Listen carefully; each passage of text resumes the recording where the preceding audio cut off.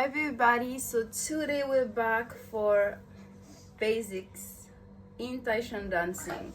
So the first video I posted, I will probably link below this video, was the side to side movement that we call the Tahitian. Or go and watch this video if you want all the techniques for this video. But today we are going to focus on the circular movement, and we are going to focus on the slow circular movement. The first one will be for another video.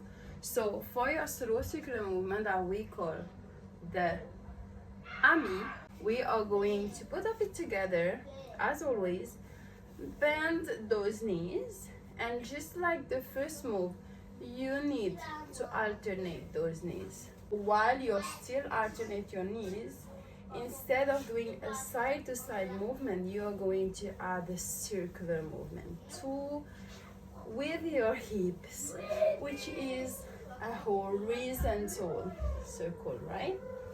And your knees will help you. If you are struggling to do the circular movement, then you can start doing it feet apart, but same technique.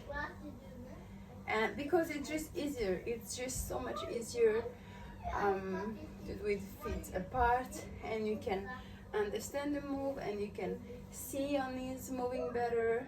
When you have feet together, it's a bit harder because we need to push a bit more to do the same movement. So try feet apart first, and the more you get comfortable, the more you could go with your feet closer together. So little recap: feet together, bend those knees, draw that circle, and alternate your knees.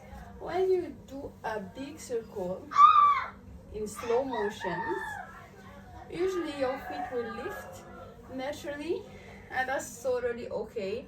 And usually you need to do that. You need that to the bigger circle.